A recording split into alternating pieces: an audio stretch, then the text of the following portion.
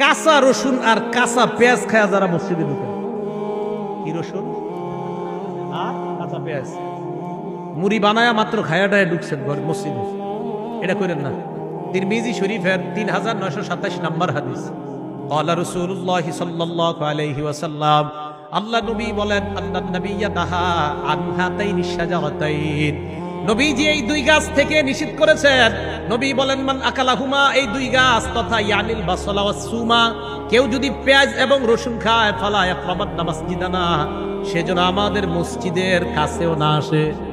নবীজি বলেন, কেউ যদি কাঁচা পেঁয়াজ আজ কাঁচা রসুন খায়, সেজন্য আমাদের মসজিদের কাছে না আসে। হ্যাঁ, যদি আপনি খাইতে হয়, যদি কাঁচা পেঁয়াজ আর কাঁচা রসুন ইত্যাদি খাইয়া অথবা পেঁয়াজ দিয়ে মুড়ি বানানো খায়া মসজিদে আসতে হয়, তাহলে ব্রাশ করে আসবেন। কি করে আসবেন? ব্রাশ করে আসবেন। মুসলিম শরীফের হাদিসে আসছে, ক্বালা রাসূলুল্লাহ সাল্লাল্লাহু আলাইহি ওয়াসাল্লাম, আল্লাহ নবী বলেন, শোনো তোমরা, এই যে গন্ধযুক্ত গাছ, এই গন্ধযুক্ত গাছ যারা খায়, নবী বলেন, মান আকালা মিন হাযিহি শাজারাতিল মুনতিনা, মুনতিনা মানে গন্ধযুক্ত গাছ, যে গাছের গন্ধ আছে, যারা খাও, ফালা ইয়াকরাবান্না মাসজিদানা, মসজিদে আসবা না। প্রশ্ন হতে পারে কেন? নবীজি বলেন, ফা ইন্নাল মালাইকাতা তাআজ্জা মিম্মা ইয়াতাআজ্জা বিহিল ইনসু, মানুষ যেই জিনিস গন্ধ অপছন্দ করে, যেই গন্ধে মানুষ কষ্ট পায়, ওই গন্ধে ফেরেশতাও কষ্ট পায়। মানুষ যেই গন্ধে কষ্ট পায়, ওই গন্ধে কে কষ্ট পায়? তাহলে পেঁয়াজ রসুন, এই কাঁচা পেঁয়াজ কাঁচা রসুন এগুলা খেয়ে মসজিদে আসা যাবে না। যদি কোনো মুসল্লি নাও থাকে তাও আসবেন না। কেন মসজিদে আসবেন না মুসল্লি না থাকলে? কারণ ফেরেশতা মসজিদে আছে। তখন আপনি যখন ওই কাঁচা পেঁয়াজের গন্ধ, এটা যেমন মানুষ সহ্য করতে পারে না, ফেরেশতাও সহ্য করতে পারে না। এবার বলেন তো, কাঁচা পেঁয়াজ খায় মসজিদে যদি যাওয়া নিষেধ হয়, সিগারেট খেয়ে না, ওটা গন্ধ তো অনেক সুন্দর, হ্যাঁ নিষেধ না? সিগারেটের দলিল কি? সিগারেটের দুর্গন্ধ, এটা খেয়ে যাওয়া নিষেধ, দলিল কি? এই হাদিস দলিল। কারণ দুর্গন্ধযুক্ত গাছ খেয়ে যদি মসজিদে যাওয়া নিষেধ হয়, যেটা একটা হালাল, পেঁয়াজ হালাল না হারাম? হালাল। রসুন হালাল না হারাম? হালাল। এই হালাল জিনিস খেয়ে মসজিদে যাওয়া নিষেধ।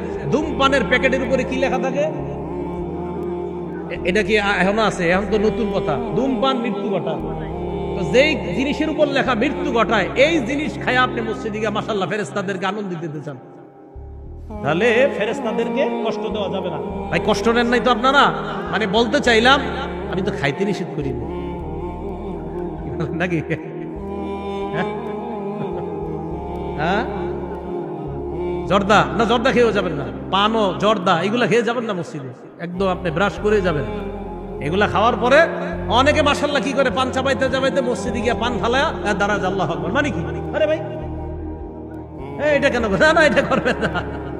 চিন্তা করে, হুজুর আপনি আমি পান খাই না, এই কথা কয়ে লাভ নাই।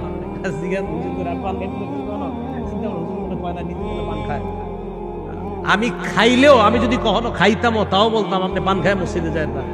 শরীয়ত কি আমার উপরে চলে নাকি? কোরআন সুন্নাহর উপর শরীয়ত চলে, এখানে মানুষকে।